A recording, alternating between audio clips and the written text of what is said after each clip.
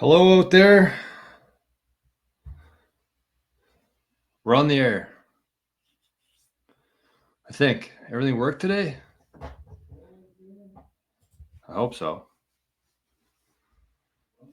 Hold up. We got lots going on here. Double blue today. I couldn't find my other hat. I almost missed the start of the show here today. Anyways, blue on blue today. Why not?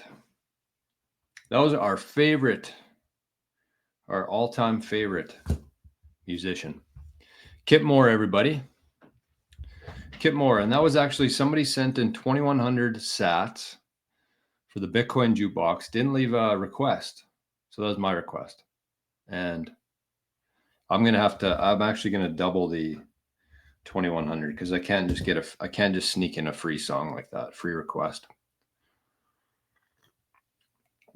So shout out they didn't leave a name, they didn't leave a song, but they donated 2,100 sats to the Rescue Dog Fund. And so that was dedicated to them. That was Kip Moore. He's my all-time favorite artist. Seen him a couple times live. And yeah, he's actually had a pretty big inspiration on my life. Not many like celebrities, musicians, athletes, really, especially nowadays. But Kip has been one of those guys for me from very early on. He's been around a while now, but I just love his whole mindset and his. Actually, the podcast Project Potential. Every episode starts with Kip Moore. He's reading something. I don't know. I don't think it's his words, but he's reading somebody's words. Talking about kind of the quote from that, and it's on my nostr profile too, is that comfort causes the spirit to die. In other words, make yourself uncomfortable. So that's dedicated to Kip. And great song, Learn It As I Go. I wouldn't say it's my favorite one of his, but it's one of his newer ones, and I thought it was worth checking out or worth sharing today. So there you go. Yeah, I see Daniel's over in Zapstream. Zapstream's working fine. Letha's over there as well. 2 zaps this morning for hump day. As a reminder, if you'd like to get a hump in today, make sure you either like the show or send a zap. I'd say zaps are pretty much a guarantee. You get a hump in today, but likes, you get a pretty good shot. So Letha zapped 121 sats and Daniel zapped 138 sats. So thank you for that. Both of you. Okay, well, I'm a little bit out of breath. I'm not going to lie, because I was running around everywhere looking for my hat. I don't know where it is. Somebody stole it. Somebody stole my hat. Okay, well, today's show, welcome to the Daily Bitcoin Journey. This show focuses on actionable and logical discussion for Bitcoiners and for future Bitcoiners. And the show today is titled Your Own Personal Bitcoin Journey. So we're going to talk about a couple things. It's going to be a good reminder, I think, for everybody or most people watching the show today. But we'll put that on the back burner for now. We got Ginger in the chat. Good morning, Ginger. Josh, Ontario in the chat. Morning, Arnie and George. Is Arnie here? Where's Arnie? He's hiding. He might show up. Bodie's in the chat. Good morning, Bodie. Timeline too. Have a magical day. You too. You too. I think it is going to be a magical day today. Every day is a magical day. For real though. Jason, good morning. Mert, one of our newest Bitcoin journeymen. Red Rocket Countdown liftoff.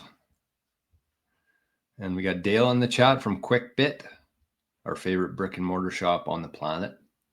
I think the only one in Canada, but I could be wrong. We gotta get confirmation on that. Is QuickBit the only brick and mortar store in Canada, Bitcoin shop? We need confirmation on that, Dale. Kev009, happy hump day, everyone. Kurt, good morning. Institutions may be accumulating Bitcoin now, but in the future, they will only be able to stack sats like the rest of us. Hey, cheers to that. We're all richer than Microsoft right now.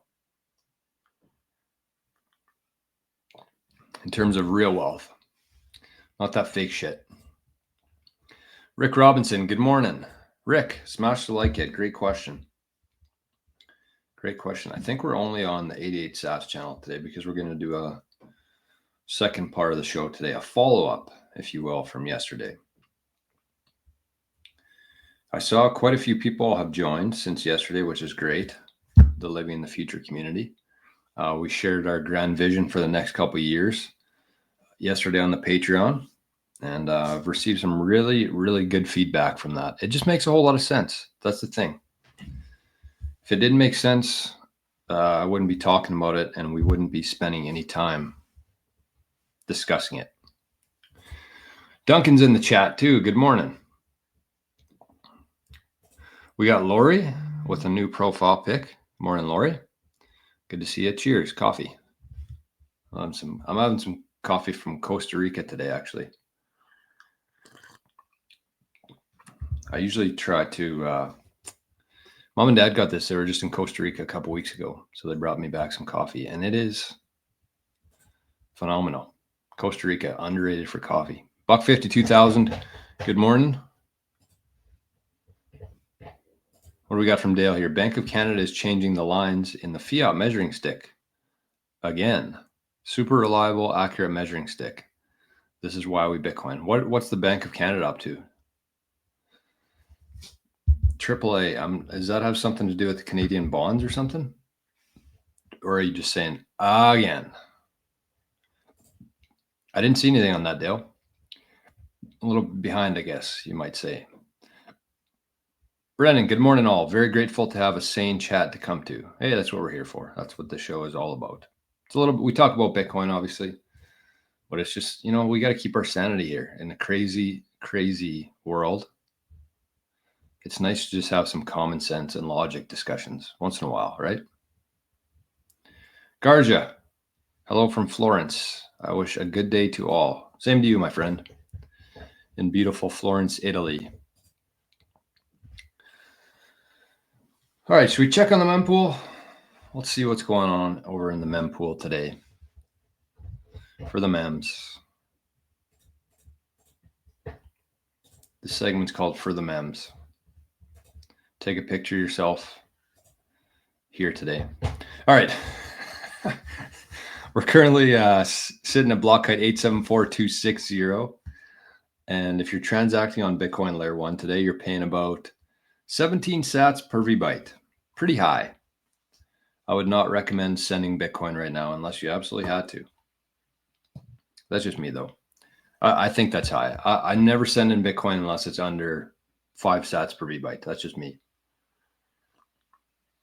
Unless I have to. But the winner of that one was Antpool. And looks like the one before that was Marathon. They cleaned up a block there. That's good, I guess. Mara's grown on me a bit. I'm still not a huge fan of them, mostly because they announced that they were going to start mining Caspa.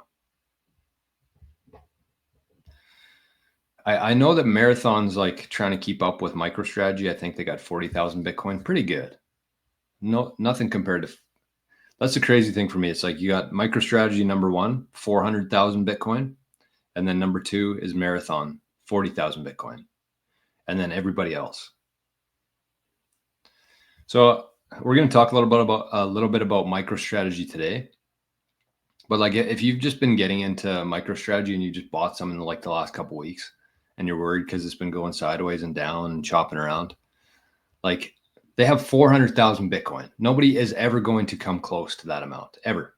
Countries probably won't even. What's the highest country right now? 220,000, I think, the US. Like nobody's catching MicroStrategy. So just like have some patience, just let this thing play out. I'm going to talk a little bit about that again today. But yeah. AJ, do you plan on staying in Canada? A lot of people leaving. Cost of living is nuts here. Heard yesterday Vancouver, 3rd most expensive. I got no plans to leave Canada. I don't. Especially with Trump in office now, I think that that's going to change everything. If Trump would have lost and Kamala would have won, I probably would have started shopping around for places for a new house, new home. But I never want to leave Canada. I've spent my whole life here in the prairies, and I plan on forever. But at the same time, kind of my plan is, and how I want to really structure my life is, I want to stay here for about 7-8 months a year, and then go to somewhere hot. Hey, there's Arnie boy. Hi, buddy. Do you know why? Do you know why I would be leaving? I mean, Arnie would like to stay all year. He loves the snow, loves the cold. But let me tell you how cold it is here today. Minus 31. What do you think about that, Arnie? He loves it. He could probably. It's an extreme cold warning today. It's minus 31 and it feels like minus 41 today. Pretty cold on the yichies, as you would say. So that's my plan.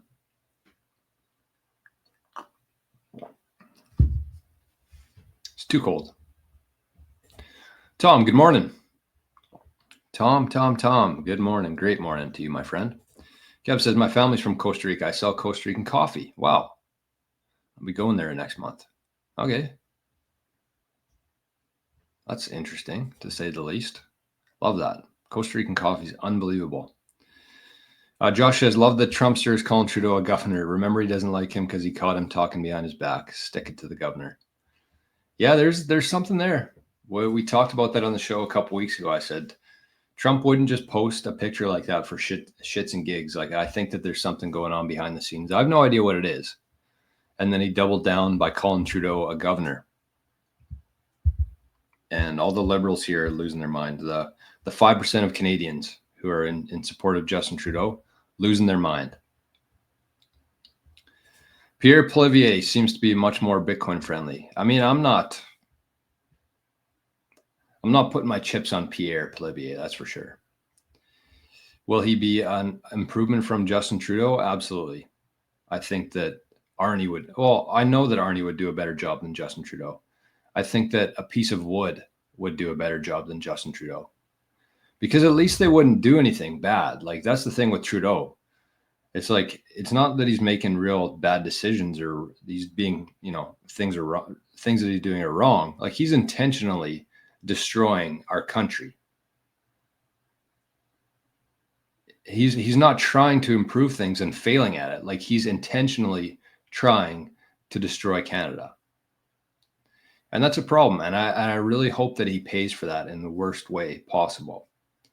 But, unfortunately, there's not a whole lot that we can do other than talk about it, other than make YouTube channels and do things that way in a legal way.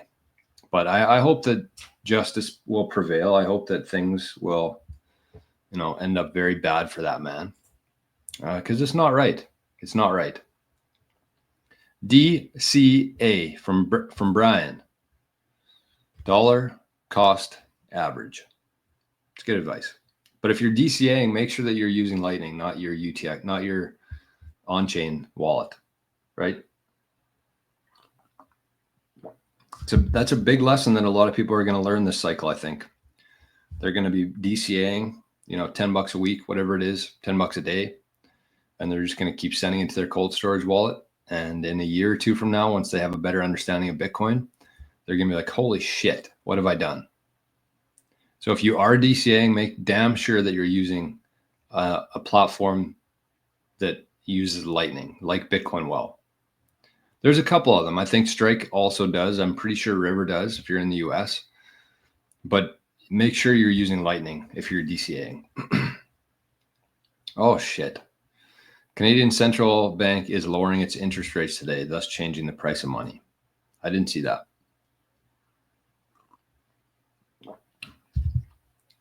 Not good. Not good. Microsoft verdict, have fun, continue towards zero. Yeah. Isn't it funny? The biggest tech company, probably well, aside from Apple, I'd say they're their most,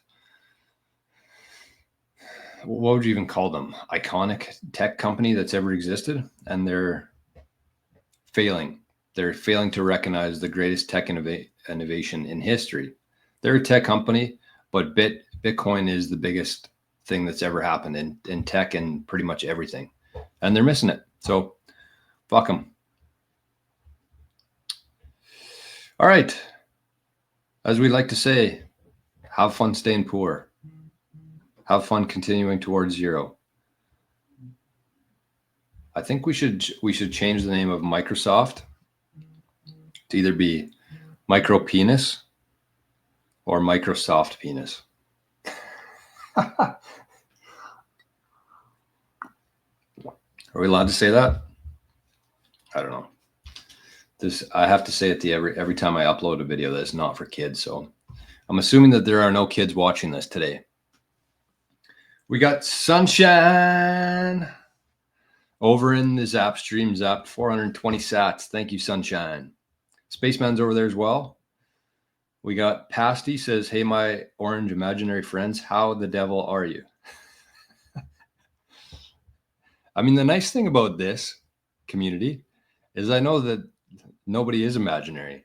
I know that it's all real people. And I know that even though the media and the government like to paint us as either Russian bots or crazy people, I know that these are the real people that, you know, if you got to choose in the real world who you could hang out with, I think that everybody's here.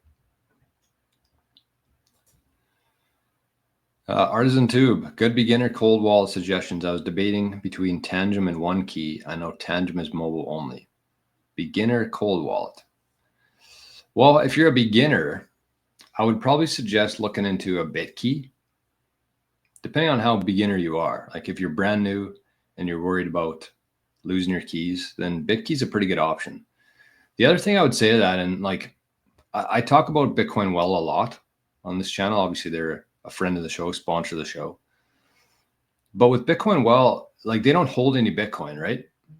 As soon as you send them your dollars, your fiat, they turn it into Bitcoin. They don't hold your Bitcoin at all, which is a good thing. I think that, you know, it's not for everybody, and that's kind of what I wanted to say is like, depending on how much you're spending on Bitcoin, depending on where you live, and depending on how much knowledge you have in Bitcoin, that should really determine who you're using to buy your Bitcoin from.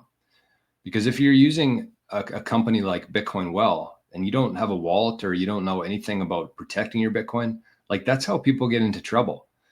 I know that within Bitcoin, it's like not your keys, not your coins. So everybody thinks that they should never have any Bitcoin on the exchanges.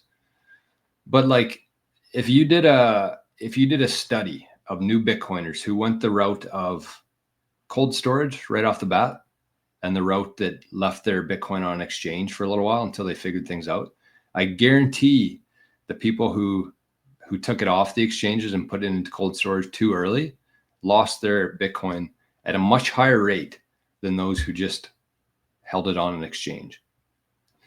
So again, I know that Bitcoiners are going to hate this advice. And I know that this is like one of the main rules in Bitcoin is like get your Bitcoin off the exchanges. And I do agree with that. Once you're at a sufficient level of knowledge in Bitcoin, you should absolutely move your Bitcoin off the exchange. But you can get too far ahead of yourself. And if you don't know what you're doing in Bitcoin, if you don't know the risks involved with holding your own Bitcoin, knowledge-wise, then you can get into trouble. And I've seen it firsthand. I've seen not a lot of people, but several people buy a lot of Bitcoin, move it to a hardware device, and then lock themselves out of that Bitcoin because they didn't know what they were doing. So just be careful with that. So that doesn't really answer your question yet, but I'm getting there. So what I would say to that is if that sounds like you, like if you're somebody who's just kind of starting your Bitcoin journey, like I'd say even if you just started in 2024 and you want to put a big chunk of money in, like you have to be very careful of getting too far ahead of your skis. So if that's the case, if that sounds like you, if you're just brand new to Bitcoin and you want to buy a bunch of Bitcoin, you're like, okay, I get this. It makes sense. Fiat system's dying. Bitcoin is inevitable, going up forever, Laura, kind of thing. Then buy Bitcoin, but use an exchange that can actually hold your Bitcoin there. And I actually met with a guy last night from Caleb and Brown. I was talking about them earlier this week on the show. Really good guy. Really good guy. They're over the counter exchange, and they've been around since 2016. They encourage people to take self-custody of their Bitcoin, but they'll also hold it. So they actually use a custodian called Fireblocks. And so that's what I would suggest. If you have like a lot of money that you want to put into Bitcoin right away, don't wait to like learn. Don't wait to get a wallet. Just get some and use a company like Caleb and Brown, and they can just hold it for you in the meantime. I love that little buffer of you putting in a bunch of money into Bitcoin, and then they'll just hold it for you. Like the odds of them losing that Bitcoin are not zero, but they're very close to zero, especially compared to you trying to do things too fast and, risk losing your funds in the process there, or locking yourself out, forgetting your key, whatever. So again, I think that their minimum is like $1,500. So if you're looking for a larger purchase, you can just send a bank. The nice thing about Caleb and Brown too is they are an over the counter, and you actually get your own personal broker. Like it's not like logging on to Coinbase and you just buy it and then they, never talk to you and don't answer your phone calls. With Caleb and Brown, that you actually get your own personal broker. So the fees are a little bit higher, obviously, for these reasons, but like it's pretty nice. So if you want more info on that, just reach out to me. All my information every day is going to be in the show notes here.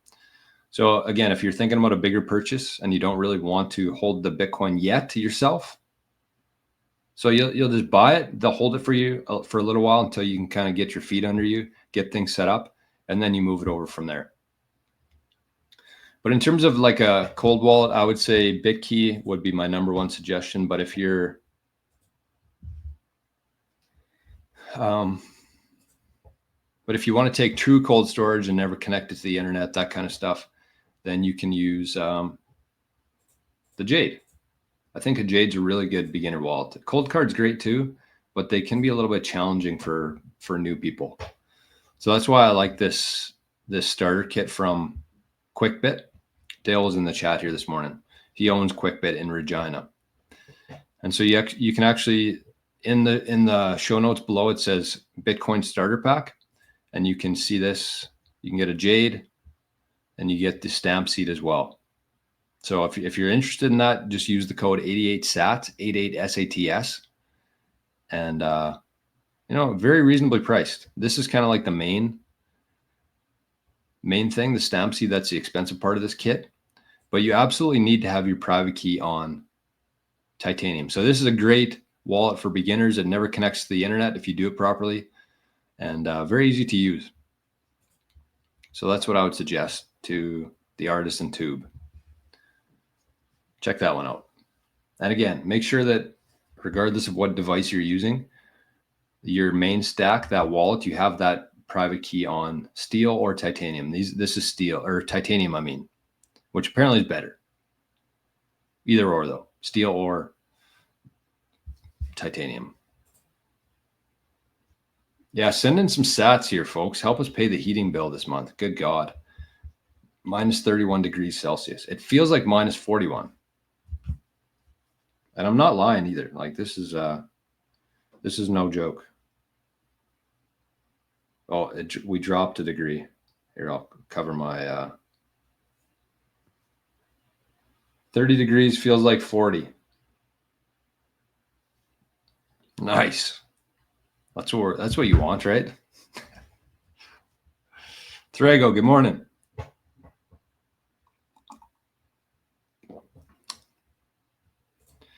AJ says, damn, I had no idea about DCA to Lightning. Yeah, I mean, that's it's where a lot of people get burned. Honestly, I've been burned myself. I spent 2 years and maybe almost 3 years in Bitcoin before realizing that I shouldn't be sending so many transactions to my cold storage.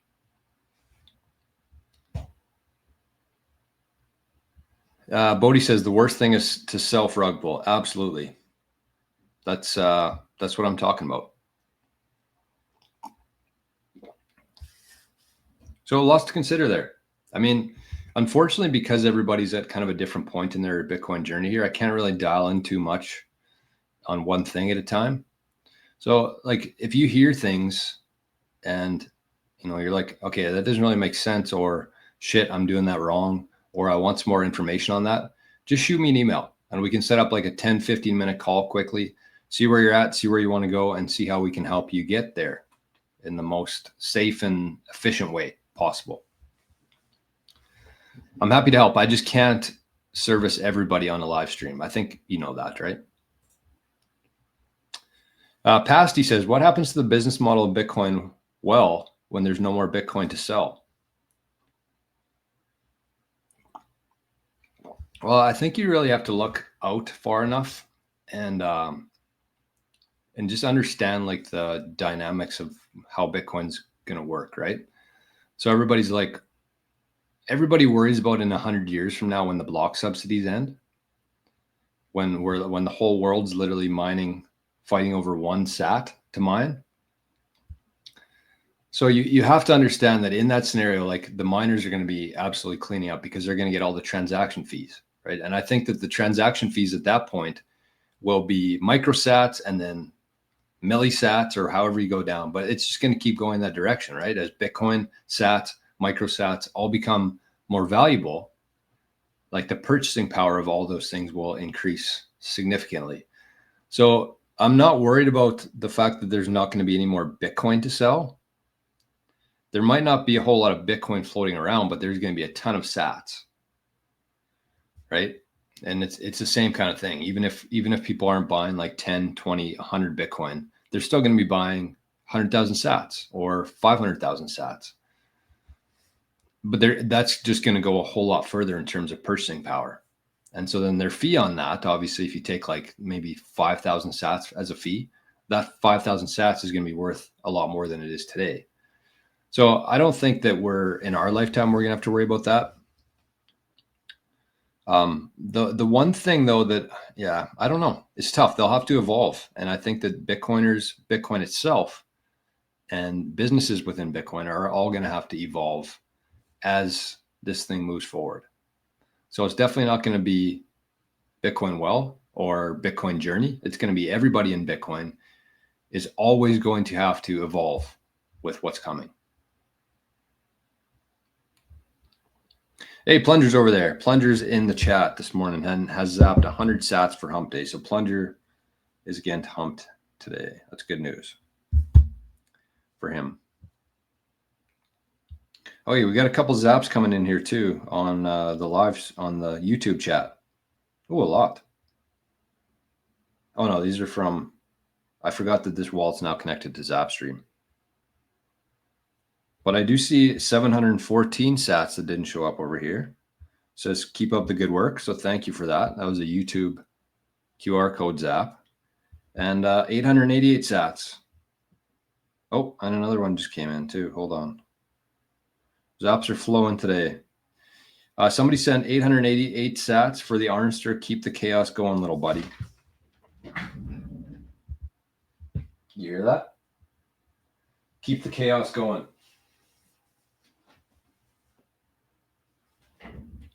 I like him better right there, where I can see what he's up to. You know, he had a couple different instances last week where he's breaking shit behind the scenes. Spaceman's up to 121 sats too as well. So thank you, Spaceman. All right, let me catch my breath here a little bit.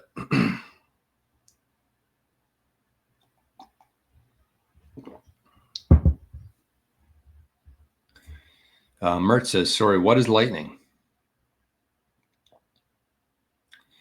Mert, I would say, well, I mean, I can try to explain a little bit on here, but without getting technical at all, there's Bitcoin layer 1.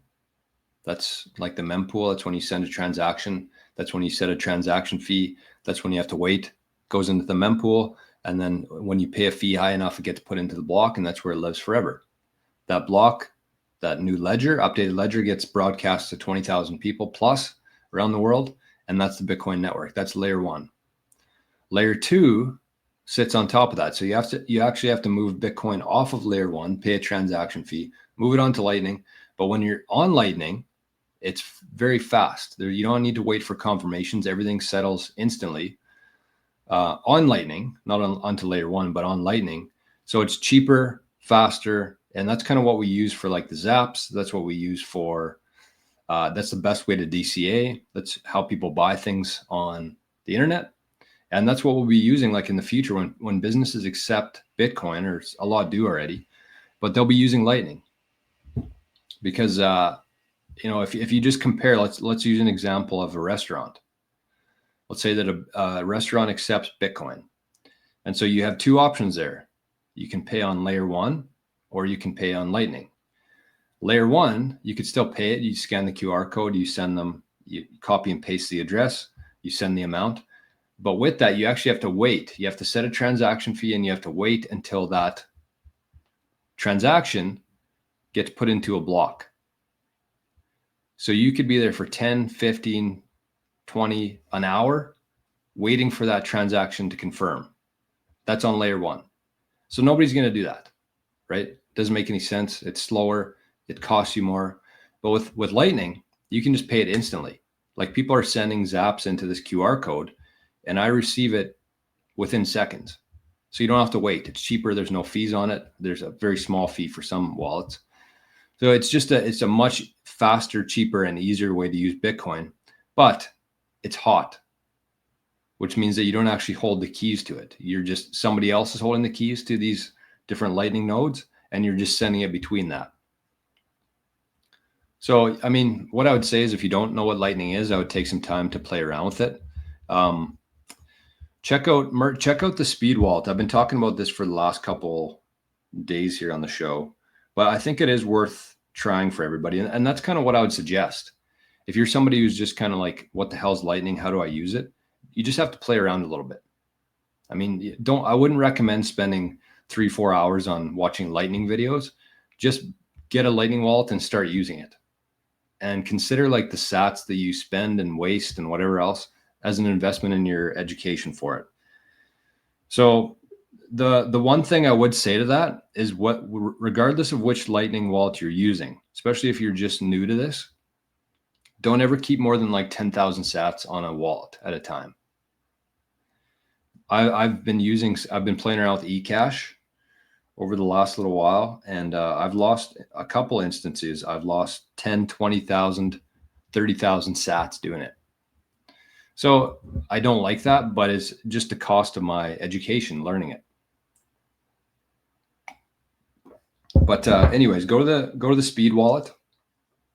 Like go to your app store, whether that's on Apple or Google, and just type in Speed Wallet. And when you you'll have to put an email address in. You don't have to verify your identity or anything like that. You don't have to upload a picture of yourself.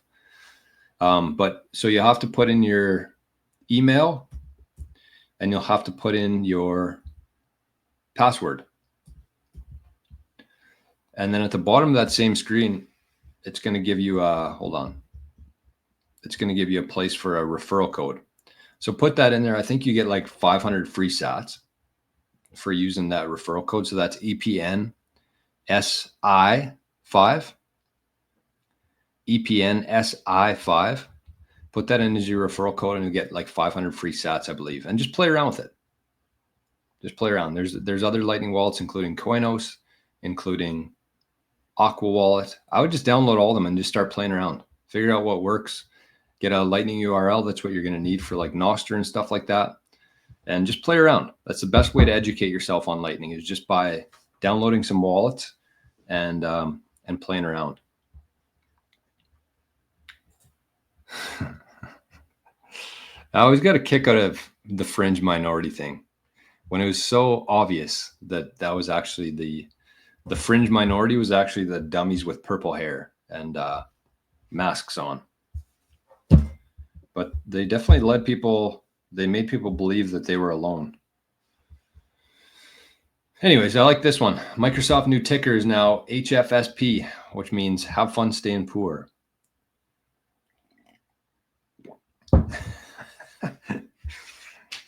So true. What a bunch of dipshits. Microsoft is a bunch of 0-hour dipshits. Hold on, I gotta plug my phone in here.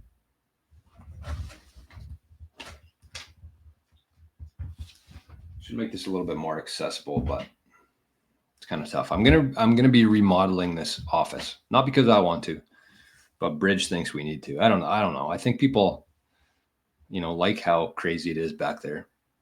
She's like, we need to get some bookshelves built into the wall, some other stuff in there. I'm like, I don't think people watch the show because they want to see a nice background. I think they're just listening for, some entertainment and education purposes. But anyways, I'll let her do it. And I'm sure it'll look a lot better than it does today. Bodie, 421 sats for future things that get broken by Arnie. He's not really a threat right now. He's sleeping. He's resting up for his future snow session today. All right. Well, we got a lot of comments here, so we might turn this show into a Q&A, like we often do. I don't know. It's just good to talk through this stuff, and I think that some people will already know this kind of stuff, but it's never a bad thing to discuss, debate, and I think as many touch points you can have, and as many connections that you can make, the better off you're going to be in your Bitcoin journey.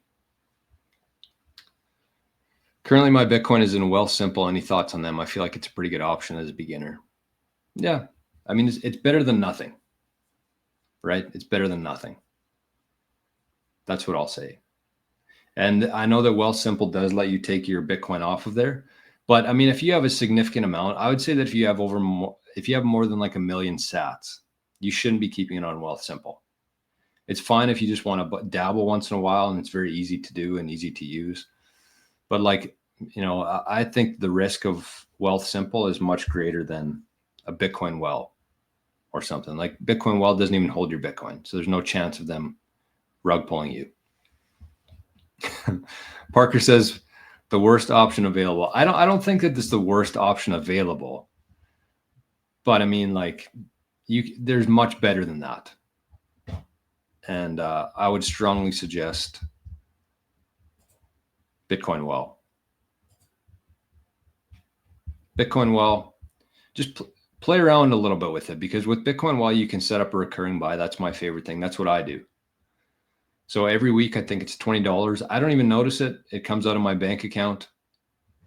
Here, I'll show you, because it's, I think that it's great to talk about self-custody, and it's great to talk about hardware devices. But if you can make a lot of mistakes on the platform that you use as well. So I think that this kind of stuff, especially like the UTXO and the Lightning stuff, is very important for new people. And I wish that I would have had somebody explain this to me when I was first getting into Bitcoin. It would have saved me a lot of headache, a lot of stress, and a lot of sats. So here's what you do. This is what you do on Bitcoin Well. This is the best way to DCA, in my opinion. And if you're not in Canada or in the US, there should be somebody in your country or somebody else like this who you can do this with, maybe Strike. But I like Bitcoin Well. So basically what you do here is you go into your Bitcoin Well account, you click recurring buy on the side, and then you add this information, like it gives you this, a Playo finance technology, you just copy that. You go into your online banking, you go to set up a new payee, just like you pay off like your credit card, like you pay your utility bills. You add Bitcoin Well as a payee in there. Using this information, you just copy it, paste it into your online banking. And then in your online banking, it'll ask you if you want to do it weekly or maybe daily, weekly, monthly, or annually. So that's your desired frequency. And then you choose your amount, how much you want to spend, 15, 20, 50, 100 bucks every week or every month. And then you just have to set up your Lightning wallet in here. So you can do that through Manage Account and then Wallet Management. You just have to have a Lightning address here. You can get that at Speed Wallet. You can get that at Koinos, Wallet of Satoshi if you're in Canada. And then you just put your Lightning address in there. And then every time the money comes out of your bank, they'll automatically send you Bitcoin to your Lightning wallet, and you can build up a balance in there of like 100,000, 150,000 sats, and then you move it to your cold storage. That's why it's good to use Lightning for smaller amounts for your DCAs, and Bitcoin Well is the best option to do that.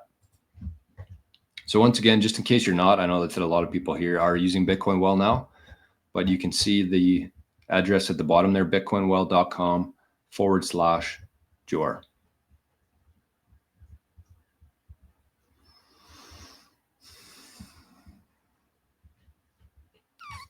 All right, what else we got here?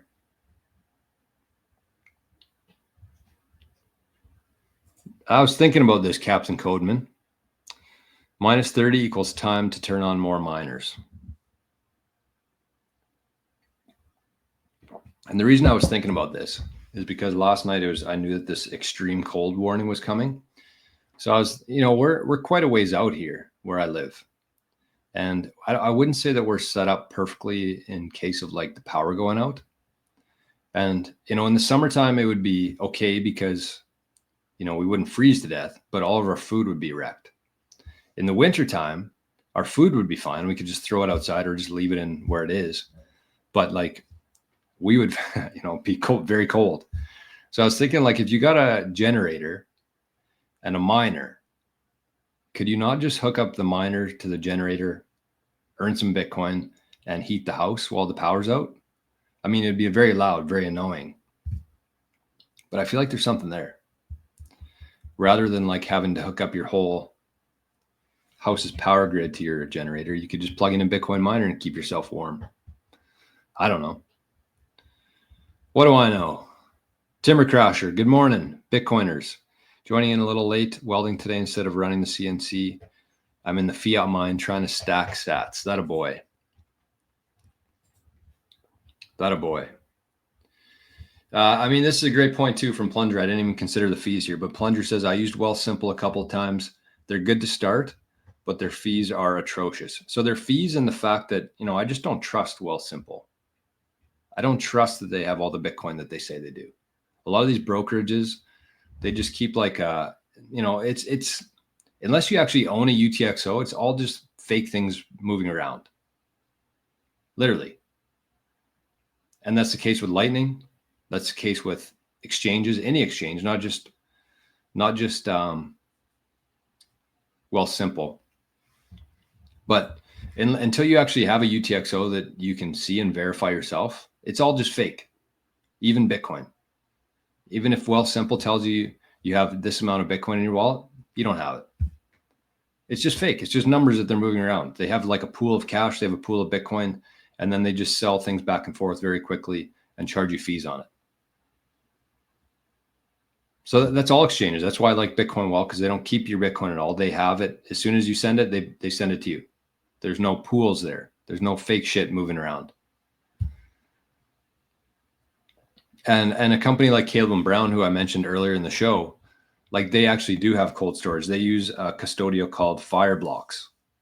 So they actually have the Bitcoin as well that you can take out anytime. But like exchanges like Coinbase, like Wealthsimple, Kraken, I think is okay. And I probably shit on Kraken too much, more than I should have. But it's all just fake stuff moving around. It's just numbers. It's just basically fiat, in my opinion. Hey, Derry Duke. Hi, bro. Hello. 2 degrees above today on the beach of White Rock, BC. That's wild to me. Same country. One's minus 40, one's plus 2. How does that happen? Derry Duke. I'm trying to stack as much sats as I can. Do you think 1 million sats is enough in 15 years? I mean, don't put timelines on anything. Just convert fiat to Bitcoin every chance you get. And don't worry about the balance. Don't worry about how much it costs. As long as you can convert fiat into Bitcoin, do it. And over time, like just say that you did that for 15 years. Like you might have way more than 1 million sats. You might have less, but that doesn't matter. The intention is that you're adding value, you're earning either fiat or Bitcoin, And if it's fiat, you're converting that into Bitcoin. If you're earning Bitcoin, then you're just holding on to that. But don't put a timeline on it. Don't put 15 years. Just say for the rest of your life, you're going to be converting fake money into real money. That's it. Simple as that. Muslim Bitcoiner says, what's your favorite node? Umbrel, Start9, Raspberry Blitz, or Rasppi Blitz? I've never used any of them. I have one sitting right here.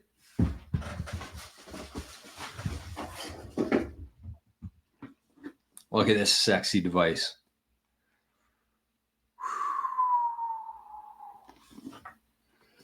This was the first time in a long time I actually bought something for myself. As you can tell, I wear mostly free shirts or shirts I've purchased from Value Village. So I'm not a big spender. I've been trying to get as many sats as I possibly can because I know where we are right now in the timeline. But I did go out of my way to buy this thing. And now I just got to set it up. So I'm going to be looking at a couple people in the Living in the Future community to help me with that. But look at this thing.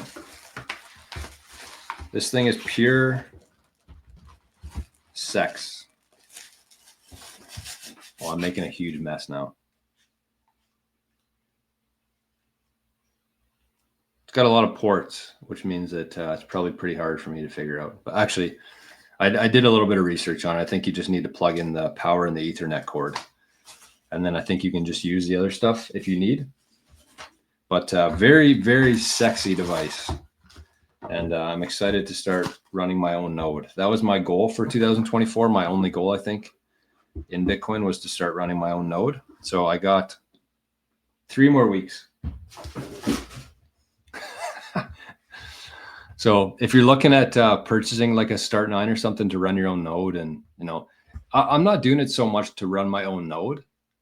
I'm doing it now because I see where this whole thing is going. And I've been listening for the last year, listening to people tell me that I can earn Bitcoin using something like that in the future, where you can actually collect all your data instead of it going to like a centralized server for somebody else to store and sell. You can just take your own data, and in the future, you'll be able to actually monetize that data for Bitcoin. So that's why I did it. I mean, Bitcoin node is going to be great, but I just want to really get familiar with the whole structure of it, play around with it, learn everything I can about it. And then when that time comes, I'm going to be ready for it. I'm going to be way ahead of the curve. So if you're looking at a Start9, make sure you use the code 88SATS, 88SATS, because it gets you 5% off, which is about I think it saved Letha about $60 US.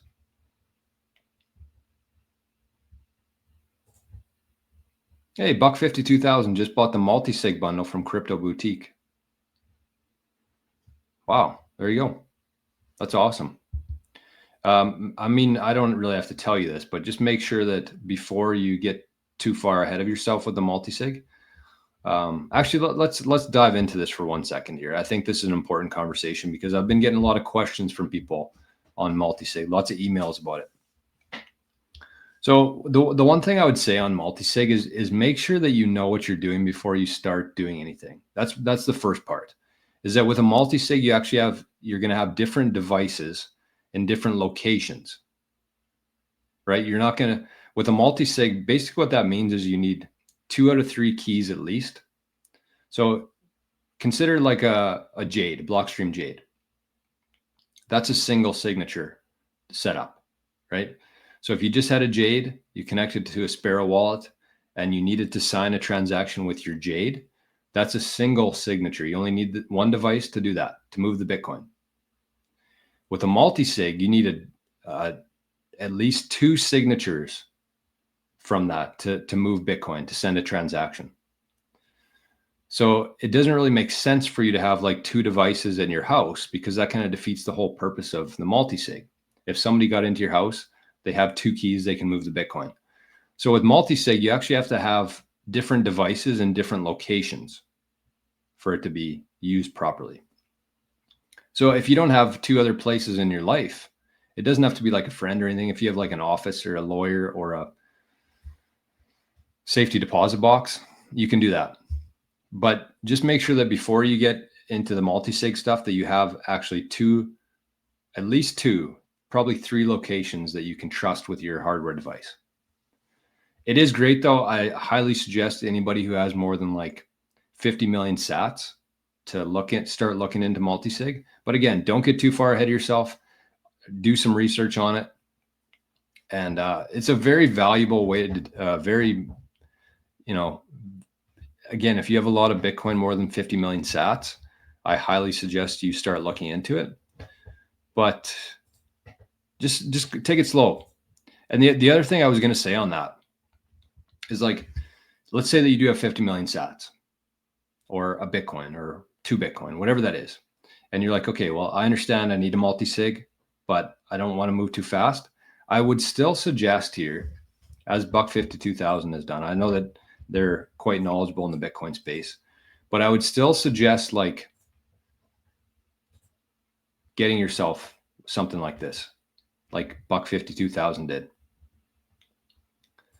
Even if you're not ready, even if you hold on to this for like a year and you don't use it, but you just have the devices, you start learning about it, and then you set up your multi-sig after that. But the reason I would suggest getting it like sooner than later is because I'm thinking as the demand increases, like over these next 12 months, there's going to be a lot of people looking for hardware devices, a lot, right? And so either these manufacturers are going to run out or they're going to run up the prices. I'm guessing. This is just purely, how I see things. This is just economics. The demand goes up, the supply goes down, the price usually goes up. Or you can't get them, period. The supply runs out. So just consider that with this bundle from QuickBit as well. You get the cold card Q, which is pretty sexy itself. I love that device. I also love the MK4, but I like the looks of this Q. So you get the cold card. You get 2 Blockstream Jades. So that's your three keys. And then you get also the stamp seed in that, with a couple extra plates to put each one of your private keys on. So I think it comes with 3 plates. Two extras, yeah. So you get the original titanium plate with the stamp seed, and then 2 additional titanium seed plates with that. So you get all that for $950 Canadian. And if you use the code 88SATS, you get 15% off of that. So that's like, what would that be? $800. And then American, that would be like $550 for all that American. So something to consider there. If you're interested in that, again, if you have more than 50 million sats, I would suggest just getting that. And don't rush it. Hold on to it for a while. You can hire myself or Bitcoin Citadel to help you get it set up. But yeah, just don't underestimate how quickly this is all going to move, like in terms of the demand coming into Bitcoin. And there's only so much of these available right now. So either the price is going to go up or they're going to run out of hardware devices. Or depending on what country you're in, your government might say no more hardware wallets coming into this country. I'm not saying it's going to happen, but I'm saying it could very easily happen. Tommy D, good morning. Captain Codeman says you can run your own Lightning node so you hold the keys. Yes, absolutely. And I think Phoenix is probably the best, or Zeus, to do that. Or if you have a Start9, you can run a Lightning node on there with one of those connections. But definitely don't do that if you're just getting into Lightning. That's a horrible idea. Tardafuna. Phoenix. Yeah, I agree with that. Phoenix is the best self-custody Bitcoin Lightning wallet for sure.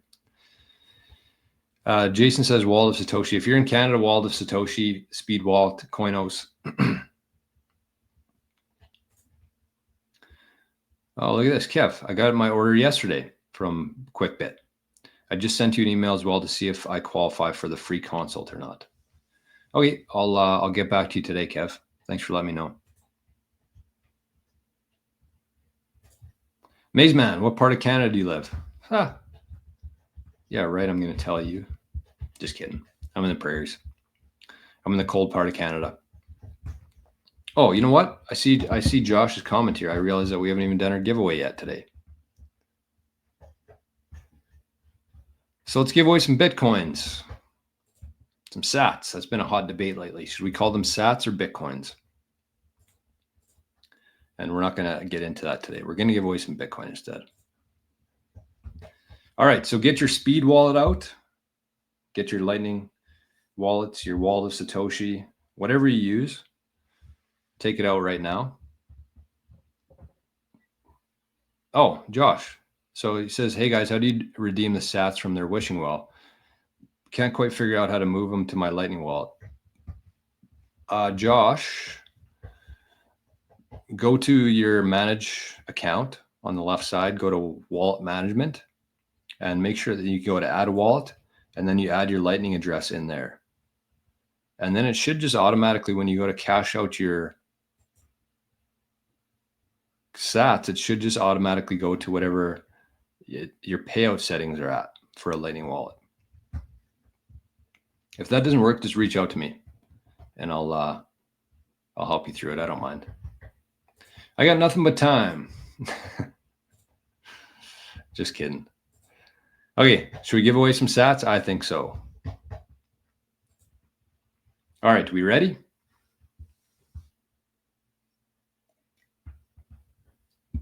We set? Go. What do we got today? 500 sats. We're on a 500 sat coldie right now.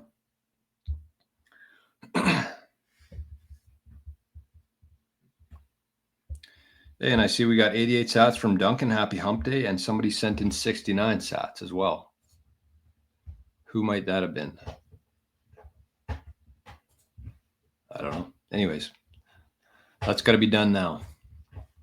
Okay, 9:19. I want to do a second part of the show today. All right, we got some time.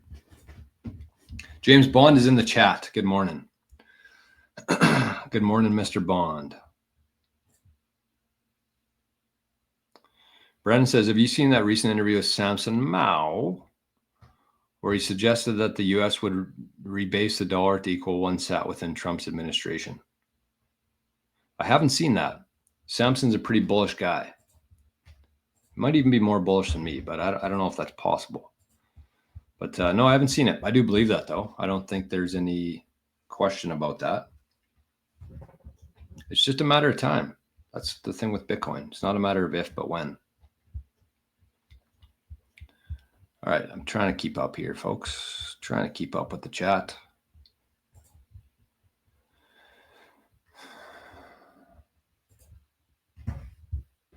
Hey, Ian. Good morning, Ian. Hi, friends. Happy stacking. Well, we hit 100K on the air. That's a good question. What are we at right now? I didn't even do the metrics today.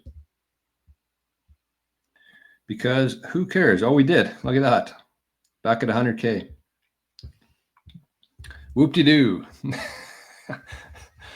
Last week, everybody was trying to do live streams to catch the 100,000. And now it's just another thing that happens. Jason got his too. Got to start 9, I believe. There we go. We're moving in the right direction here, community. Captain Codeman has an umbrella and says it's great. There you go.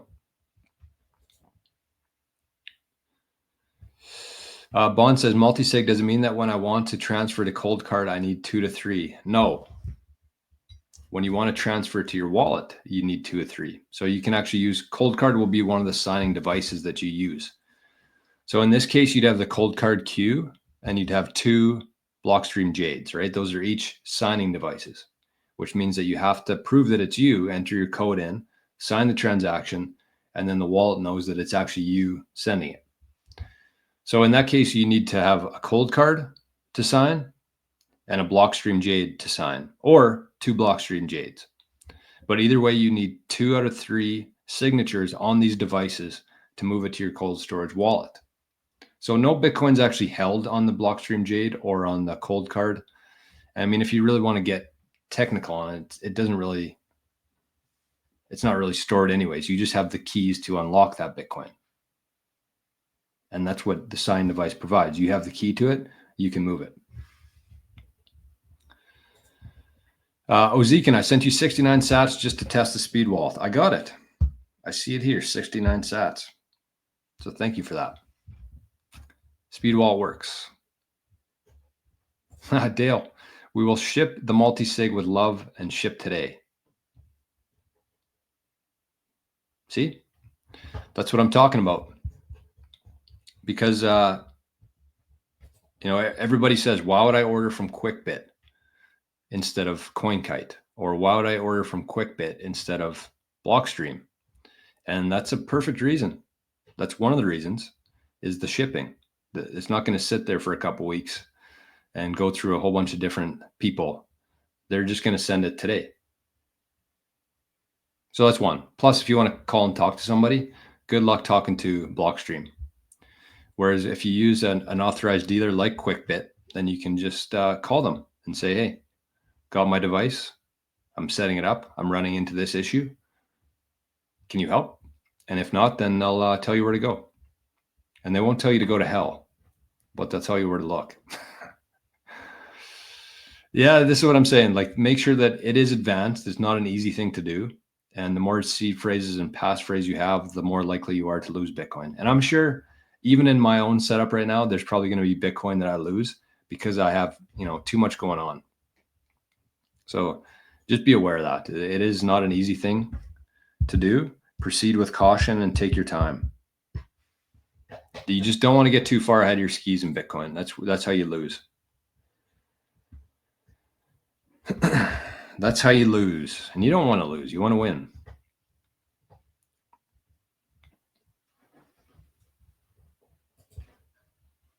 Oh, look at that. All right. Is this an offer for everybody? Dale? Dale says, Buck, call our office and we will send you 10 USD in liquid for the purchase. Awesome. Compliments of Blockstream. See, this is the kind of stuff you get. You get same day shipping. You get the guy sending that is literally in the chat and sending you $10 for free in liquid, which is Bitcoin, essentially. Definitely get familiar with the regular single sig first. 100%. 100%. All right. So once again, we talked a lot about a lot of things there in the last 20 minutes. But if you're interested in getting the Jade itself with the stamp seed or the multi-sig bundle, you can just look at the show notes and my link is there, and make sure you're using the discount code. Otherwise, you're going to pay full price. Why would you do that? So use 88 sats, SATS, to get 15% off of your purchase. And if you need help ever, just reach out to me. I'm happy to help. Might take a day or two, but I'll get back to you. Okay. Well, we're an hour into this thing.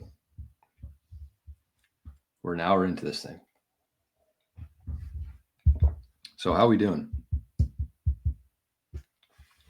Somebody left a nice comment on my YouTube channel yesterday saying that I talk too slow, saying that I should learn how to speak better and I should talk 1.5x faster than I do. So for that person out there, you know what we say. Go fuck yourself. You don't like it? There's a lot of YouTube channels out there, my friend. Lots of them, and you can just keep scrolling. That's it. Okay, let's get to a bit of news and get to the main point of what I wanted to talk about today. Has there been any news?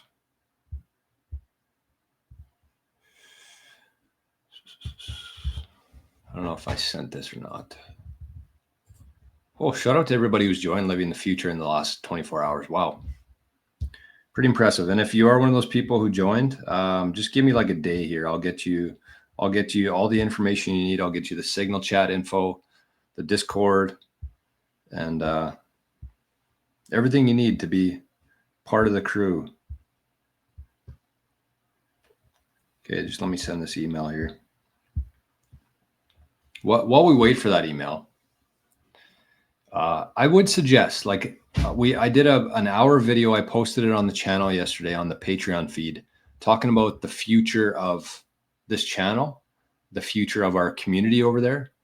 And the thing that I, you know, from the day I started this channel, I had a much bigger vision than just me sitting here talking to people on the internet.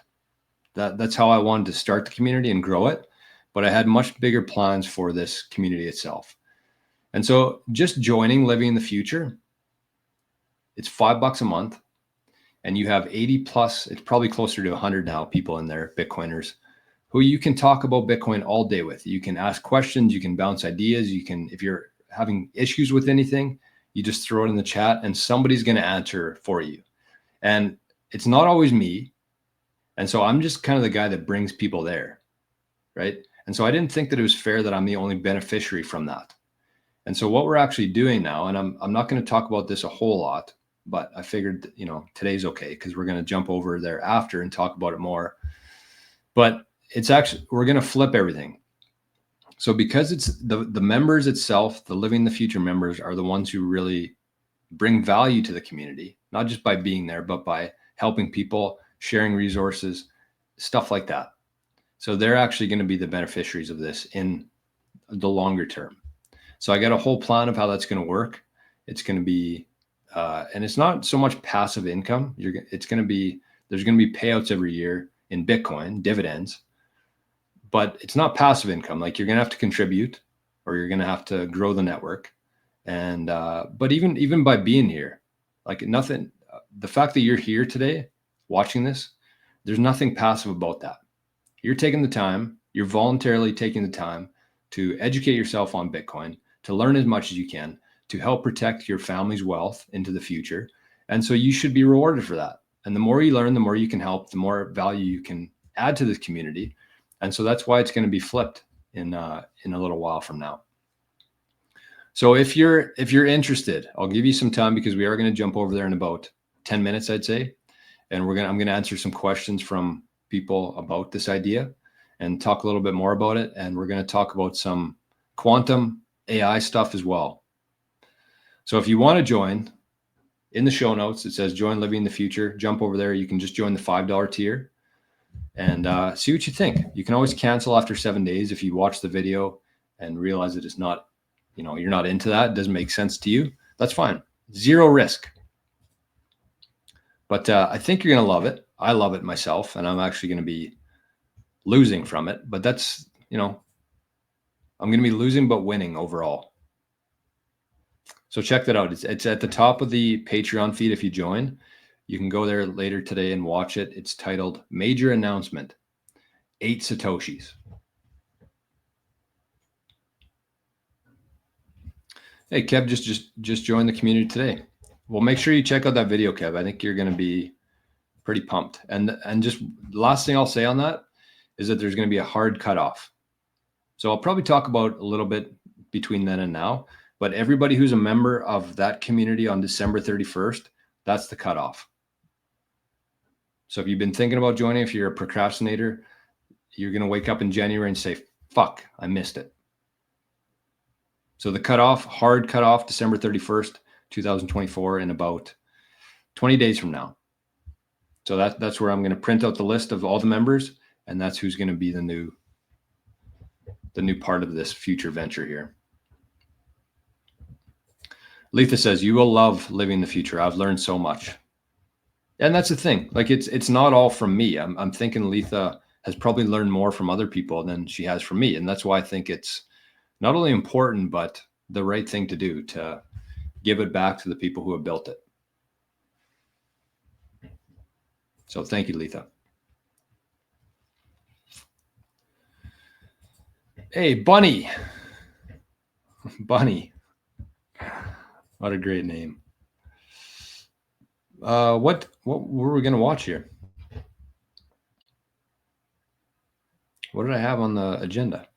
Oh, yeah, that's for the second part. Oh, I want to watch this.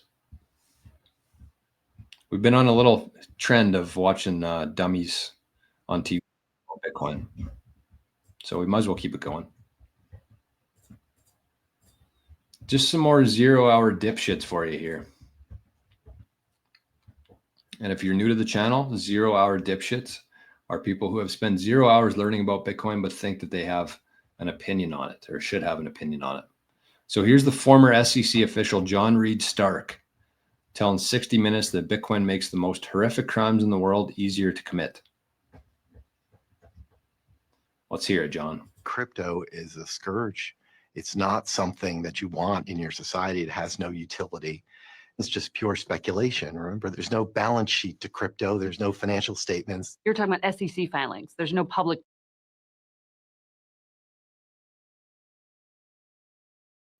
Hold on. Let's just stop it right there early on here. John just said that there's no balance sheet in crypto. All right. Bitcoin is literally a balance sheet. That's what it is. It keeps track of who owns what. It's a giant, open, transparent ledger for the world to look at and verify themselves. It's literally a balance sheet. And so keep in mind when you're talking about Bitcoin, there's Bitcoin, the currency, and there's Bitcoin, the network. And Bitcoin, the network, is literally a balance sheet, a ledger that's open that everybody can verify. That's what it is. So how do you say that there's no balance sheet and to crypto? Of course, they mix in crypto. There's no balance sheet to crypto. There's no financial statements. You're talking about SEC filings. There's no public disclosure mandate. Exactly. Nothing, but also there's no audit, inspection, examination, net capital requirements. The Bitcoin network actually audits itself. There's no auditors because you don't need auditors. That's why it's called triple entry accounting. That's what got me into Bitcoin, was this realization, the fact that every 10 minutes, the Bitcoin network audits itself. And how does it do that? Bitcoin nodes, 20,000 spread across the world. There's going to be much more in the future. As soon as I plug mine in here, we're going to add to that. But that's how it audits itself. All these nodes are verifying the transactions, and every 10 minutes, a new copy of that balance sheet, that ledger, gets broadcast out to every person running a node. So it's self-audits. There's no auditors. You don't need to go verify the fact that we don't need to hire anybody to do it. Every single person, every 10 minutes running a node is the auditor. The network self-audits itself. No licensure of the individuals involved, and there's no transparency in. No licensure. Yeah, that's good. Why do you need to know? It's none of your fucking business. How about that? None of your business how much money I have, how much Bitcoin I have. None of your business. To it. That creates real systemic risk, not just risk for investors. But the other part that people don't really talk about enough are the dire externalities that are enabled by crypto. What do you mean? Every single crime you can conceive of is easier to do now because of crypto, especially ransomware, human sex trafficking, sanctions evasion. Buzzword city. They always got to throw in the crime. They always got to throw in the trafficking. It's funny that the people yelling trafficking, you know, I don't want to make any assumptions here, but projection is real. Projection is real. And the Democrats are the worst at that. They always accuse everybody else of the things that they're guilty of. And I think that if you're trying to use Bitcoin as a way to commit crimes, you are the dumbest criminal on the planet, because it's all transparent. It audits itself. There's an open, transparent, honest ledger that gets sent out every 10 minutes. You want to commit a crime on there? What do you think would be easier to commit a crime with? Cash, where you just exchange it with somebody else? There's no actual trail of that cash moving. Do you think that's easier? Or would you rather dox your IP address, send Bitcoin to somebody else that everybody can see? What do you think would make more sense for a criminal to do? Cash or Bitcoin? Only the dumbest people on the planet would use Bitcoin to commit crimes. Does it happen? Probably. But in comparison to the dollar, in comparison to just handing somebody cash, it would be like a fraction of the crimes that are committed using cash. Money laundering. North Korea is financing their nuclear weapons program using crypto. Okay, North Korea is using crypto to finance their nuclear weapons program. So if North Korea was doing that with cash, this dipshit wouldn't even know they were doing it. So how is it that criminals would use crypto and Bitcoin to commit crimes, to build nuclear weapons programs? Why would they do that if everybody can see it? This is a double standard from this guy. He's saying that only criminals use it, but because they're using it, we know that they're doing it. If they did that with cash, this guy would have no idea that they were doing it. They just love throwing out these buzzwords. And like, I don't know if this is a point in the cycle where they're just trying their best to like paint Bitcoin with a negative brush, like the FUD is coming out right now. But like, none of that makes any sort of sense. 60 minutes, of course. But, unfortunately, there's a lot of people who watch 60 minutes and watch the news and trust these morons with information. So thanks, John. Thanks for being the next victim on Bitcoin Journey. Former SEC official John Reed Stark, also known as a 0 hours dipshit in this community. All right, what do we got going on Zapstream today? Lots of chats. Spaceman says, huge Start9 fanboy right here. Spaceman. Letha says she saved $60 confirmed. So if you're using that code 88 sats for Start9, you save about $60 US, which is, pretty good. And I got the Pure. That's what this one's called, the Pure. And it was the 4 terabyte one.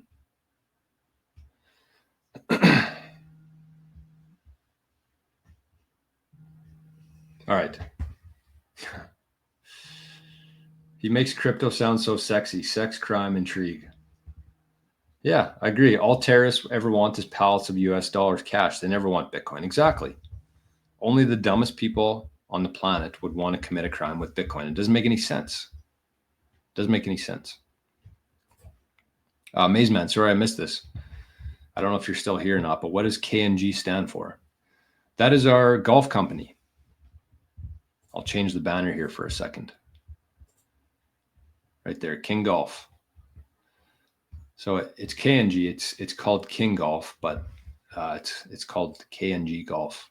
Stands for short for King, the highest standard. So we have hats, we have hoodies, and we have head covers. That's kind of our three main products that we sell.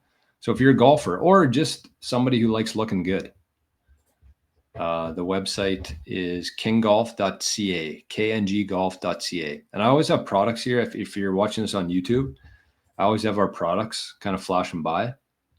There's, again, head covers, hats, and hoodies are kind of our three main products that we sell. But we make all the head covers right here in Manitoba by hand with locally sourced, genuine leather.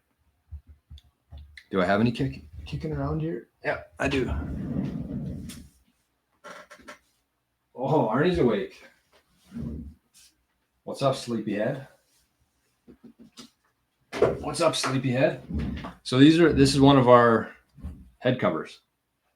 So it's genuine leather, handmade here in Manitoba. And this one's called the King.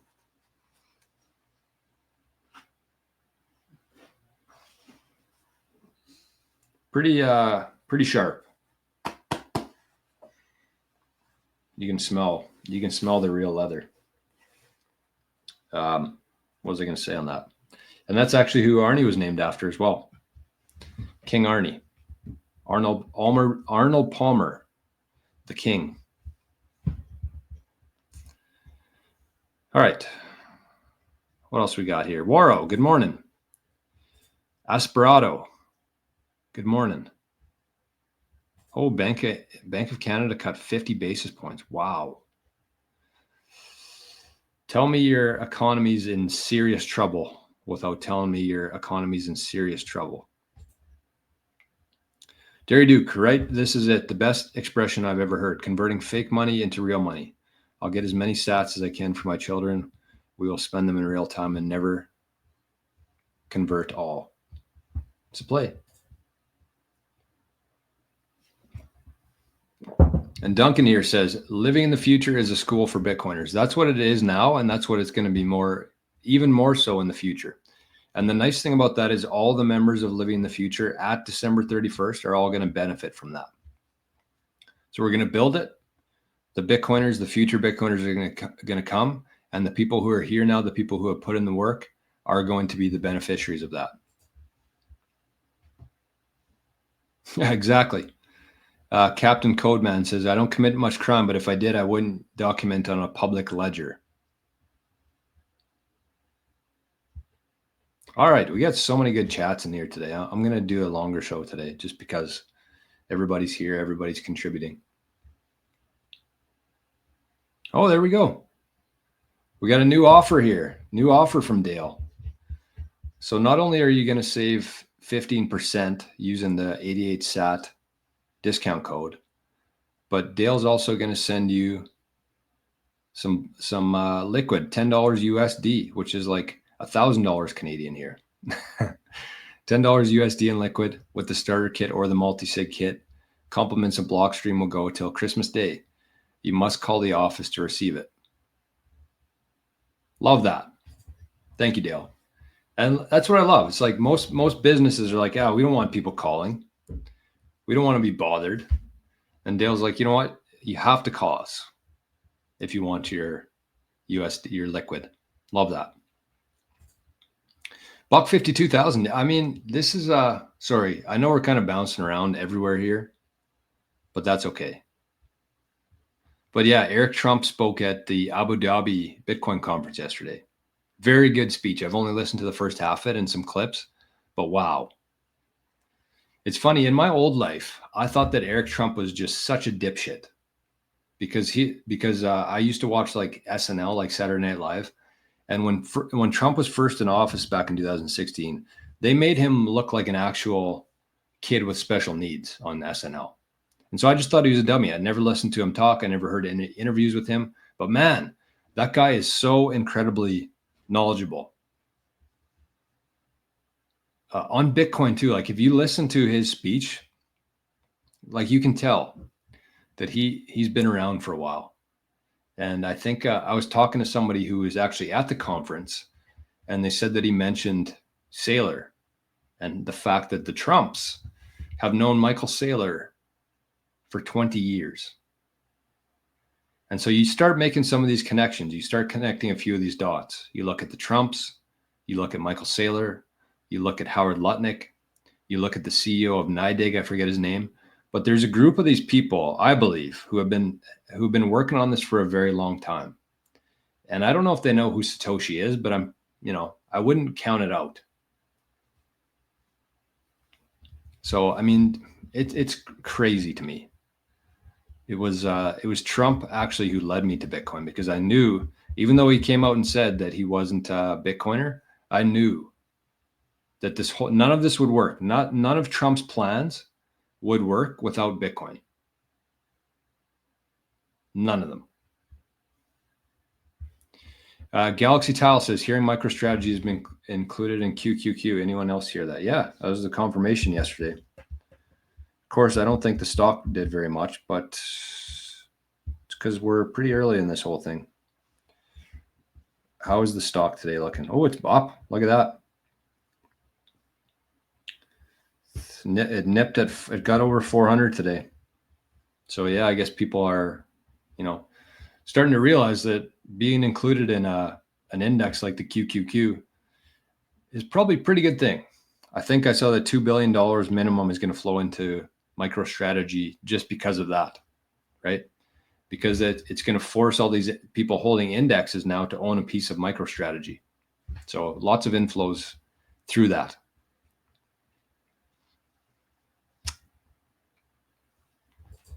Bitcoin is not crypto. Bitcoin is hard money. The hardest money we've ever seen before, actually. 60-minute imbeciles are legions. Well put. Well put. All right. Yeah, I would agree with this, Derry Duke. This guy's a liar and probably owns Bitcoin.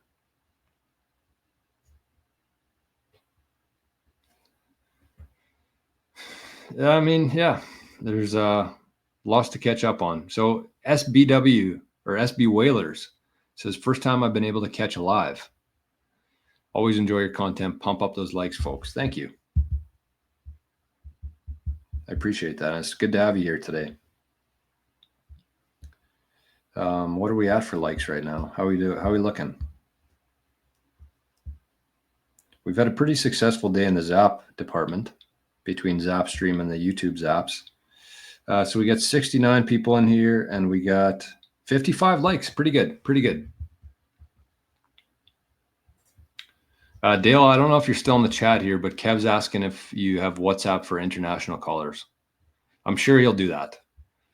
I don't want to speak for him, but I'm sure they'll do that. Clean Your Machine Inc. Good day. I'm now living in the future. Journeyman. I have no sats yet, but quite a bit of that plastic fiat crap. You're in the right spot. I'll tell you that. You're in the right spot.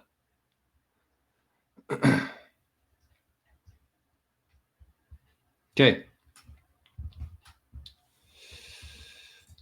Yeah, no, that's true, Jason. This is true. And this is actually what I thought of this morning. Jason says they moved on to Bitcoin from Trump as the new boogeyman. Yeah.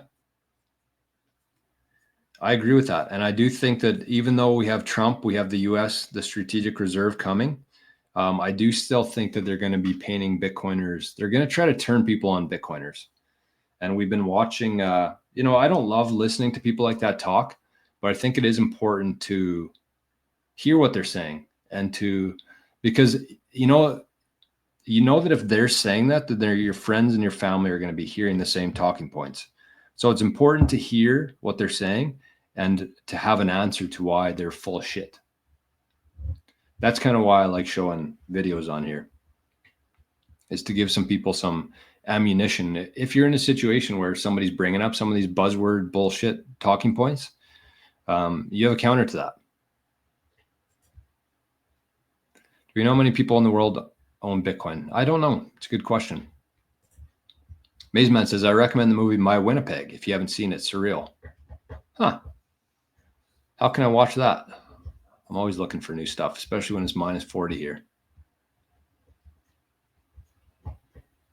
All right. One thing I've noticed on my channel in the last week, I would say, I don't know what's going on, but something weird is happening. And I don't know if YouTube's just automatically unsubscribing to people, but I keep seeing like, we'll post a video and we get like 10, 15 subscribers from that video. And then all of a sudden it drops by like 10 subscribers again. And it just keeps like staying around the same level right now.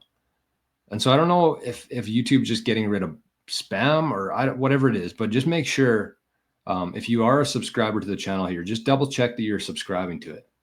Because I've seen this myself with other Bitcoin channels where I've been subscribed and then I check back a couple months later and they've unsubscribed for me. So just double check. Just make sure that you're still subscribing to the channel. Unfortunately, there's a lot of people, I think 55% of people who watch the show don't subscribe. So I'm not going to try to convince you to, but if you were a subscriber, just make sure that you're subscribed. Ginger, you just ordered a starter kit 20 minutes ago. Wow, QuickBit's buzzing today. QuickBit is buzzing today.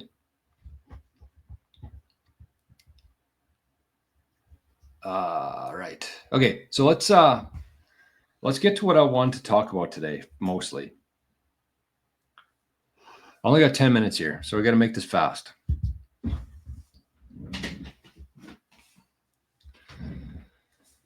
right, so I titled the show today, Your Own Personal Bitcoin Journey. And I think that, after everything we've talked about today, I think that this is a really good segment to have right now because it just shows that everybody's in such different parts of their Bitcoin journey. Like we have people talking about multi-sig, some people ordering some multi-sig kits, and then we have people who don't know what Lightning is, like what a Lightning wallet is and what the difference is between layer 1 and Lightning. So it just goes to show that everybody here, even in this very small sample, is in a much different place in their Bitcoin journey. And so what I want to talk about today is just have a good sense of awareness self-awareness around where you are in your journey. Because it's very easy to get distracted. It's very easy to look at other people in Bitcoin and say, you know, I wish I was them. I wish I would have got into Bitcoin 5 years ago. I wish I could have as many sats in Bitcoin as they have. And it's very easy to start comparing yourself. And I think that that's the worst thing that you can possibly do. And as we move forward here in the next 12 months, like you're going to see some people, whether it's with MicroStrategy, whether it's with a different cryptocurrency, you're going to see a lot of people making a lot of money. And when people see that, their first initial reaction is to say, hey, I want that. I want to learn what they're doing. I want to start chasing that. I need to have more, right? I'm new to this, so I need to play catch up. And I think you just need to realize that even if you just got into it today, I think anybody who's here in 2024, and that's why we actually cut off the Living in the Future December 31st, because 2024, if you're here now, if you're watching this, if you happen to come across this channel, like you're so far ahead of everybody else. And so just understand where you are. Don't try to do too much. Don't get distracted. Stay focused on adding value as much as you can to the world, getting some value back, whether that's in fiat or Bitcoin, and converting that into Bitcoin. That's your main concern. Don't get distracted. Stay focused. Add value. Earn fiat or Bitcoin, and whatever you have in fiat, convert that into Bitcoin. That's the only thing that you can control. It's the only thing that you should be focused on. And you look at somebody like Michael Saylor, and yes, he's using Bitcoin as his vehicle for where he's made $10 billion in the last 4 years in profit. He's using Bitcoin as that vehicle. But the one thing that Saylor has done better than anybody else is stay focused. He's been very clear on his goal, his direction, and he hasn't wavered from that at all. And I think that that's why so many people have got on board with a guy like Saylor, is because his laser eyes isn't just related to Bitcoin, it's focus. And so I'll give you an example of kind of what, and I was going to talk about this on Monday for MicroStrategy Mondays, but this is going to be a MicroStrategy Wednesday today. But think about with MicroStrategy, and I'll give you a personal experience. It's something I went through this week with MicroStrategy. Because I'm trying to stay up to date. I'm trying to learn as much as I can about MicroStrategy so I can explain it to the audience here as best that I can. So I'm trying to take in as much information as I can about MicroStrategy and the convertible debt, the ATM, all the different things that they're doing, the call options. And so I started listening to this podcast over the weekend.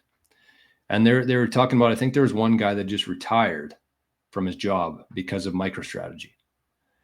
And he said that he can basically earn enough income using call options within MicroStrategy to never have to work again. And I was thinking like, man, I would like that. Not that I wouldn't work, but I would like to be in a position where I don't have to worry about, a bad month or a bad, getting kicked off of YouTube for a month or whatever it is, or a strike. I don't want to have to worry about that. This seems like a way better strategy for me. I want to learn how to sell call options with MicroStrategy. But then I stopped myself and I said, you know what? The people who are utilizing this strategy, the people who can benefit from this strategy right now, got into MicroStrategy when it was like $100. Before the stock split, $100. And so then I thought, you know what? Like they put in the time. They've been there. They've earned it. And I don't want to get too far out of myself here. I don't want to start learning about calls and putting my MicroStrategy at risk and, getting caught up in the leverage game. I don't need that. I'm not there yet. I wasn't there early enough to benefit where they are today. But in 4 years from now, who knows? Because if you think about it, like they've been there for a few years, they've earned that. They put in the time, they put in the work, and that's where they are today. So I thought, in 4 years from now, if I look 4 years out here, and let's say that Bitcoin has a pretty big year in 2025, I'm expecting MicroStrategy to be, double, triple, maybe more. And so if you think about that, there's going to be more stock splits, right? And the main takeaway I got from this whole conversation is like, you need a lot of MicroStrategy and you need a lot of knowledge for that to be successful. And so I was thinking like a couple of years down the road, maybe they do another stock split or another one after that. And all of a sudden, let's say I have 10 shares in MicroStrategy, all of a sudden that becomes 100. And then it becomes 1,000. And then I have 1,000 MicroStrategy shares, and I'm actually able to do more with that with less risk involved. So instead of just like trying to get into this as fast as I can, learn, put all my stuff at risk, I was like, you know what? I'm just going to focus on earning as much as I can, buying as many shares in MicroStrategy as I can. And then I'll see a stock split, and all of a sudden I'll have 100 shares in MicroStrategy. And then again, maybe 1,000 in a couple of years from now. And when I have that, I'll probably have more knowledge about how to utilize this stuff and properly leverage it without potentially losing it all. But you have to be at that stage where you have enough of it where it makes sense for you. And you cannot shortcut that. That's kind of the point of what I want to talk about today, is that you can't shortcut that. You can't shortcut the time that they were there, and you can't shortcut the work that they put in to get to where they are today. So that was kind of my main takeaway from like the whole MicroStrategy, call options, using leverage, is like, I'm not there yet. And I'm not going to pretend like I'm there yet. So what I'm going to do is just add as much value as I can, buy as many MicroStrategy shares as I can, wait for this thing to play out, have some patience, keep learning about it. And then when the time comes, maybe that'll be me one day, but that's not today. So you have to have the self-awareness. You have to have enough, understanding of where you are right now to know that you don't need everything today. You cannot shortcut this stuff. So that's kind of what the point I wanted to get across today is with Bitcoin, with MicroStrategy, with this whole thing, is that you have to put in the work and you have to be patient. And if you try to get too far ahead of that, if you try to skip that phase, then you're going to get burned badly. And I think that that's a good lesson for anybody out there who's trying to get things quicker than they deserve, whether that's through the leverage play, the 2x T-Rex MicroStrategy play. I made the mistake. I got burned. I've learned from it. I'm not doing that again because I don't know enough about it. I'm not going to keep trying to shortcut this. I'm going to put in my time. I'm going to add value. I'm going to accumulate as much as I can in Bitcoin and MicroStrategy. And when the time is right, I'll be in that position as well. But I can't get distracted. I can't lose focus, and I can't try to shortcut this thing. So that's what I want to say on that. Be aware, and that's one part of it. That also includes your hardware devices. That also includes everything around Bitcoin. Is like, just don't try to do too much too fast. It's very easy to look at people who have been in Bitcoin for 5-10 years and be like, oh man, I wish that was me. Well, it can be you. If you stay focused, you put in the work, and you have patience, that can be you. It's just not today. But they've been here. They put in the work already. So that's my something to think about for everybody today. Just be patient. All right, I got another meeting here right away with one of our favorite people. One of my favorite people. All right. Kyle, 100K all day. How we looking? I'm actually going to have to cancel the second part of the show today. I'm not going to have time. And I mean, it's probably better if I'm going to let people catch up. I was going to do a live show today and answer some questions on the future of living the future and the new 8 Satoshis venture. But I'll let people watch it. I'll let people sleep on it. And maybe we'll do something tomorrow or Friday or next week as kind of I originally intended. But I got a lot of good feedback on it. So I wanted to see what people were thinking. And but we can wait for that. We can wait for that. So again, the one thing I would say there, though, is just consider joining. Consider joining the Living the Future. Watch that video. It's 30 minutes long. I gave the whole, like a very big picture sense of where this thing's going and how people are going to benefit from it in the future. and it's not just going to be the people who are there. Everybody's going to benefit from it. It's going to turn into a literal Bitcoin network / university. That's what this thing's going to evolve into. And the cutoff date is December 31st. So anybody who is a member on that date is going to be a part of this if they choose to. And don't worry, if you're a member, living the future member, or you just want to join, be part of the Signal chat, the Discord chat, nothing's going to change for you. You're not going to be forced into doing anything. It's going to be the exact same business as usual for 2025 and probably 2026 as well.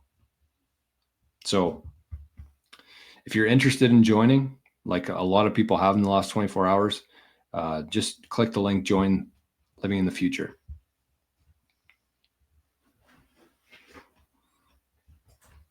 Bodhi says, Trump had at least one speech where he alluded to the future that would be better than people can imagine. Yep. If you're a thinking person, it should have made you think. I mean, Trump's thing from the very beginning has always been the best is yet to come. And people just kind of thought that was a catchphrase or an election claim, but like he means it. Oh my God, look at Arnie. He's snoring.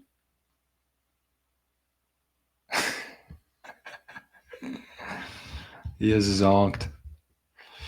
Dutchy says, I'm surprised Tucker gave Roger Ver the opportunity to spread his bullshit on such a huge platform. I didn't watch that yet, but I've heard there was lots of BS there. Roger's a sneaky rat. Yeah, I agree with that. You can't trust that fella.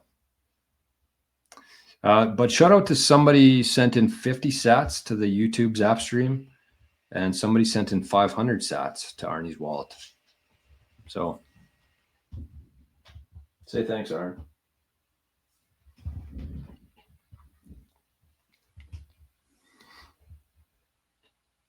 $100K. Paul's in the chat. Morning, Paul. Big shout out to Paul. He was one of our first contributors of the Bitcoin Amigos channel. He sent in a couple super chats actually, and so we were able to start our Bitcoin treasury for the Bitcoin Amigos. 100K, just like nothing. So that's kind of tight. It's like nothing.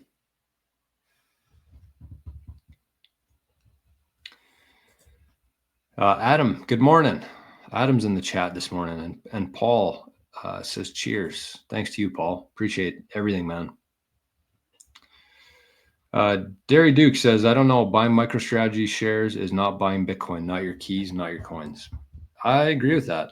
And if you're a normal watcher of the show, you would know that that's what I always say. Any money you got outside of the system should 100% be in Bitcoin, not MicroStrategy. MicroStrategy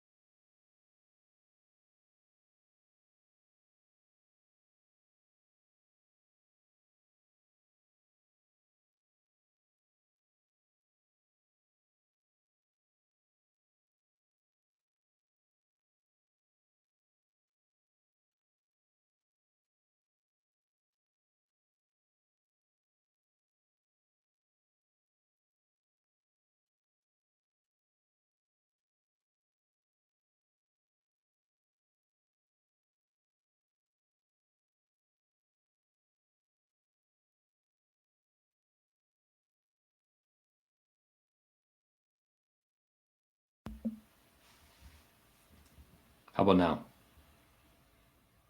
We back? Back in black. Oh, you know what I just realized? We're going to have to... Still? Okay. No video now. What the hell's going on? Yeah. So you guys didn't hear any of that. Okay. That's tough. Basically what I said, I'll try this for the third time now, but basically what I said was, even Michael Saylor agrees. He says the phrase, there is no second best. You guys can hear me, right? Okay. There is no second best to Bitcoin. There is no second best crypto asset. There is no second best asset to Bitcoin. Saylor says that. Saylor believes it himself. And I guarantee if you ask Saylor the question, said, I have $100,000 in cash right now. What should I buy, Bitcoin or MicroStrategy? He would say buy Bitcoin. Take self-custody of that Bitcoin. It's the best asset you can own. MicroStrategy is a vehicle for the people who can't do that and the people who already have money in the existing traditional system. So don't get confused. I'm not telling people to buy MicroStrategy instead of Bitcoin. It is just a great tool for the money you have in the traditional world. Hey, Paul, we got a super chat, $10. Thank you, Paul. Appreciate that, my friend, very much. Very much. And Paul says, don't buy MicroStrategy, only Bitcoin. Yeah, I'm not going to disagree with that. If you have cash, if you have money available that's not tied up anywhere, you should 1,000% be buying Bitcoin with that. There is no second best to Bitcoin. But if you have money in your pension stuck somewhere that you can only access, that's why MicroStrategy has been so successful, is because of the amount of capital that is not allowed to buy Bitcoin. That's why MicroStrategy has become what it has, because of that. So if you are somebody who has money trapped in the traditional system, then MicroStrategy, I believe, is the play. Better than an ETF, better than a mining share, better than owning Apple. That's the play. But if you have any money outside of the system, Bitcoin absolutely is the play in self-custody. Letha says, my kids won't listen to me about Bitcoin. Maybe I'll tell them to get their MicroStrategy in their retirement accounts. I mean, that's one good way to do it. That's one good way to do it. I mean, you could start paying their allowance in sats, Letha. Just get them a Lightning wallet and watch the money stack up. Or watch it become more and more valuable. Okay, I got to wrap things up here. So where should we end? Where should we end? I see Ahsoka sent in 88 sats through Zapstream. So thank you for that. And thank you to everybody who zapped today. Once again, if you would like to support our favorite dog, who is completely unconscious right now. He stuck around the whole show today, though. We got to give him some props. He usually just teases us for a while. So that's his banner. If if you've been on the channel for a while, if you've been learning anything or just entertained for a couple hours every day and you want to give some value back, you can send it to our good friend Arnie here. You can use this QR code or this address right here, Adopted Son 98. If you don't want to use the QR code, Adopted Son 98 at waldofsatoshi.com. That's one way to do it. The other one would be to join the channel as a Bitcoin Journeyman, $3 a month. It basically just supports the channel. And you get access to the full shows when we do them. So that's a good option. You could send in a super chat like Paul did today, or join the Living the Future. I think that's probably your best bet in terms of value. It's one thing to want to support people, but you might as well get something back to outside of just supporting the channel here. So if you want to join Living the Future, that's in the show notes as well. If you have any questions, if you want to set up like a 10, 15-minute call just to chat, I know that they usually turn into more than that. So I'm going to have to start capping those a little bit or being more particular to the time and more strict on the time. But just set up a call and let me know where you're at. Let me know where you want to go. And I'll tell you how to get there as best in the most safe and efficient way possible. So the last thing I would say here to kind of round out the show, and I haven't talked about this a whole lot, but I'm starting to see that there is a demand for this. And I'm seeing that because we've had 3 or 4 people join this in the last 2 weeks. So on the Patreon, if you go to the same link using Living the Future there's a tier called Very Important Bitcoiners. That's a new tier that I added there. So obviously it's a little bit more money because you're getting a lot of value in exchange from it. So you get the normal stuff, you get the Signal chat, you get the Discord chat, the channel. But on top of that, you get one session with me every month. So that's the VIBs. That's a very important Bitcoiners. And I think that that's for anybody who has, I'd say 50 million sats. That's kind of the threshold. I was saying 1 Bitcoin, but I really think that we're underestimating how valuable those 50 million sats are today, just because the fiat price says otherwise. But if you got 50 million sats and you feel like you're kind of too far ahead of your skis here a little bit, you've gone in too deep, you bought too much and you don't know what to do with it, or you're thinking about buying a substantial amount, this VIP thing is going to be a 1 per month session with me. And again, we'll look at what you got. We'll lay out a strategy. We'll monitor it every month. We'll answer any questions, set up a hardware device, set up a node, everything that you need at a very good pace. And again, I'm saying this now because I know that there is demand for this out there. And so it's about 60% off my regular rate. And it's consistent. The one thing that you need when you're first getting into Bitcoin is consistency, accountability, and building the proper foundation there. So that's what this is going to allow for. So if you're interested in that, check out the Patreon channel. You can join. And if you'd rather pay in Bitcoin, you can do that as well. If you'd rather skip the credit card stuff, if you'd rather skip the KYC, you can pay in Bitcoin as well. I don't have that on the website, but that's just me telling you right now.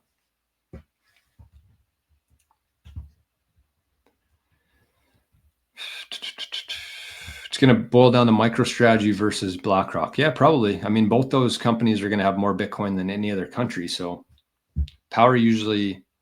influence usually follows the money. So I agree.